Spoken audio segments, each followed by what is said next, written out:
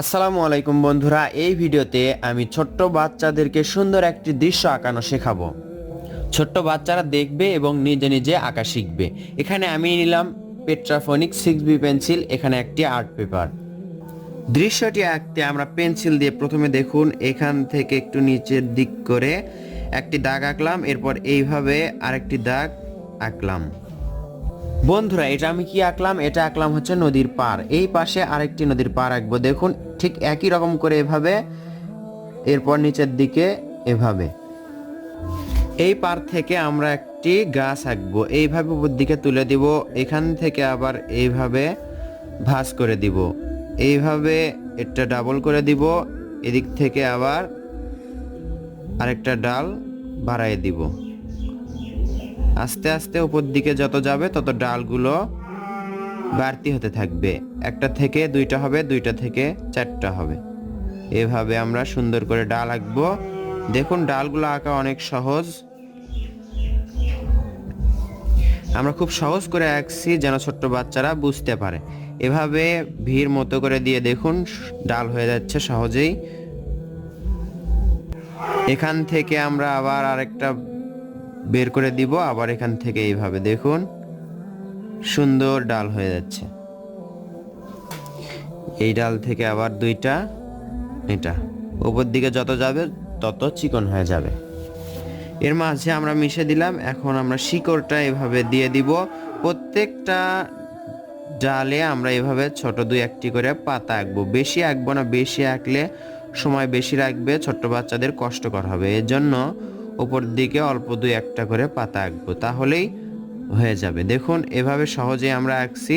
ছোট্ট বাচ্চারা আঁকতে পারবেন, আপনি আঁকতে পারবেন এবং ছোট্ট বাচ্চাদেরকে শেখাতে পারবেন।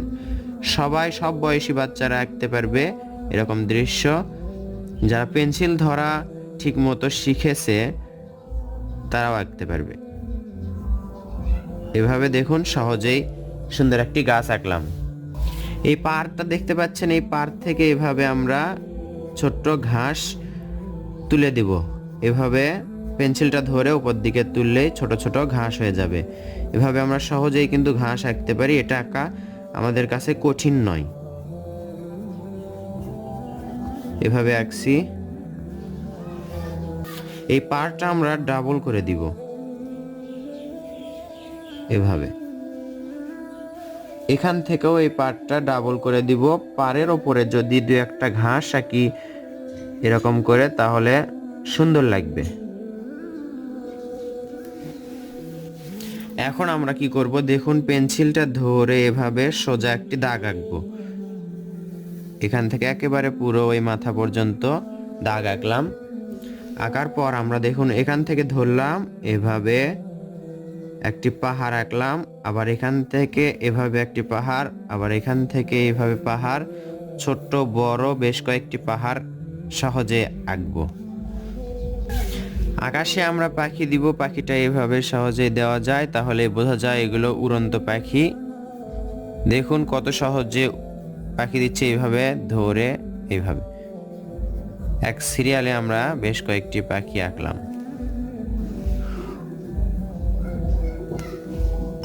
এখন আমরা এখানে একটু মিশে নিব। দেখুন এখানে মিশে নেওয়ার পর এখানে ছোট্ট একটি নৌকা আঁকবো। এটা দূরে দেখা যাচ্ছে নৌকা, এজন্য ছোট্ট হবে, দেখতে ছোট্ট হবে, তবে ছোট্ট নৌকা নয়। এভাবে পুরোটাই কালো করে দিব। এভাবে কালো করার পর এইভাবে নৌকার ছয় আঁকবো। এভাবে নৌকার ছয় আঁকার পর এর মাঝে কালো করে দিয়ে আমরা এখানে একটি পা লাগবো। এইভাবে পালটা সহজে এইভাবে আঁকা যায়। এখানে একটা মানুষ বসে আছে, মানুষটা আমরা ছায়ার মতো করে দিব, স্পষ্ট আঁকবো না, আমরা স্পষ্ট মানুষ আঁকবো না। এখান থেকে এভাবে কালো করে দেখুন সহজেই বোঝানো যাচ্ছে একটি মানুষ বসে আছে। এখান থেকে হাতটা বের করে দিয়ে এটার সাথে লাগাই দিলাম, আবার এটার সাথে এটা এভাবে হালকা কয়েকটা দাগ দিব, তাহলেই বোঝা যাবে একটি নৌকা, পালতোলা নৌকা যাচ্ছে।